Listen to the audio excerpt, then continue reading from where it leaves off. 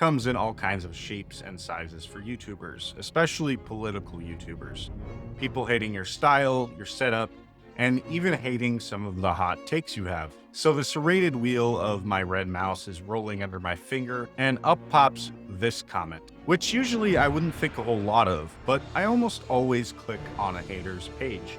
Not even because I care, but because I'm curious who people on the other side of the political aisle watch, what corners of YouTube they usually navigate to, and etc. But here's his page. Notice anything? This man has 190,000 subscribers. Who is this guy? Why did he call me an unintelligent sycophant? I've certainly never heard of him. But I decided two things the moment I saw that comment. First, and most importantly, this would be my first YouTube beef. And secondly, if I was going to beef with the guy, I needed to figure out who exactly he was. So with a clickety-clack of my keyboard, I looked up all of his socials, and surprisingly, they literally had nothing on them. TikTok, blank. Instagram, blank. Even his YouTube page with nearly 200,000 subscribers, only 2 videos. So I clicked on them. And here's what I saw. A super fit young guy giving off some pretty strong homoerotic vibes. He was also from LA. So is that what his issue was? Was he this West Coast liberal who just liked to pop off on conservatives? And was my gaydar correct? I figured he had to have some kind of socials, maybe ones that were less public. So I Googled the guy. And here's what I found. Bro has a freaking Wikipedia page. And I saw that I was right.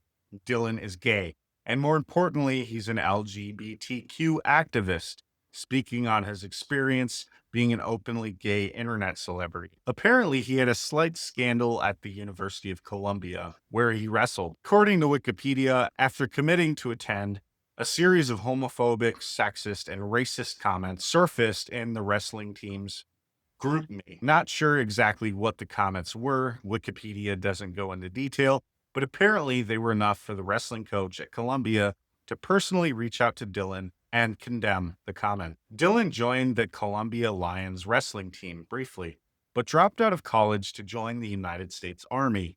And this is where the story gets juicy. I decided that if there was this much publicly sourced information out there about Dylan, that he had to be on YouTube somewhere. So clickety-clack, and after dodging the thumbnails of him passionately kissing other men, I stumbled across this podcast. Apparently, Dylan initially grew a following because his brother and his brother's friend were big podcasters who moved to LA.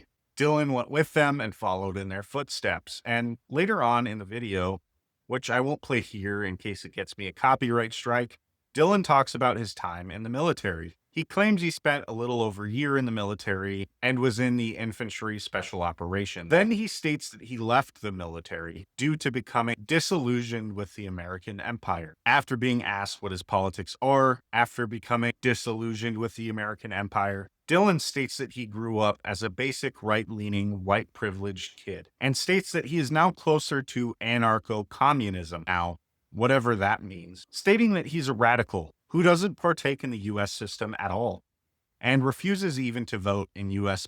political elections, because doing so legitimizes a system that he doesn't believe has any authority over him. And real quick, since apparently Dylan and I have beef now, I'm going to pick apart what he said, and I did want to be cautious because I really do have a lot of respect for veterans, but there was a lot of what he said in this clip that made absolutely no sense. And thankfully, I wasn't the only one this made no sense to. So I'll let another veteran who addressed this clip on Reddit lay out the case for us. His BS meter went off as well. The reason mine did was for similar reasons. You can't just leave the military. You have to sign a contract. And according to the veteran, the United States doesn't have any enlistment contracts that are less than 2 years. So the conclusion is quite obvious.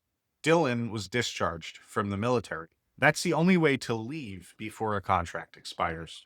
And I'm not saying Dylan necessarily did anything bad, although the veteran seems to think he did, but this really does paint a questionable picture around a lot of what Dylan is saying. And for him to then go on and say, as he does in the podcast, that the American military just preys off of recruiting vulnerable people, and then he segues into romanticizing communism and Marxism, and all of these other things, it's quite colorful, like Dylan's flag. First of all, Dylan, you were discharged from the military. I'm going to guess, like the Reddit guy, that you probably did something to get kicked out, considering you can't just leave without a valid reason.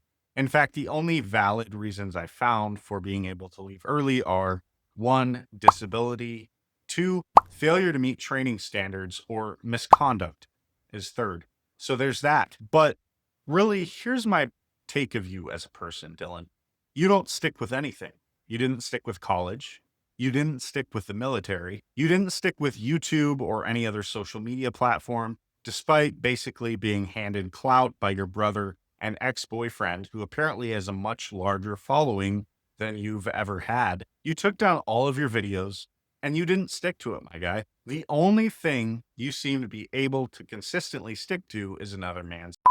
That's the really sad thing about this whole story. Probably the only redeeming quality you have is that, objectively speaking, you're not a bad looking dude. But even looking like that, you can't get a girl. And honestly, Dylan, show me your discharge paperwork. And if I'm wrong about the reason you left, I'll publicly apologize. Heck, I'll even take down this video. But you won't, because you got kicked out. But I should thank Dylan. I was curious what my first ever YouTube beef would be, and honestly, this one was a cakewalk. He's so lazy that I don't even think there will be any backlash. He's so lazy that I don't even think there will be any back and forth about this. Dylan, this will probably be the most viewed video about you for a long time. And to my audience, if you enjoy conservative content and drama around viral internet personalities, subscribe and hit that bell notification and stay tuned. If you want more entertaining internet juice, check out my content library in the description below.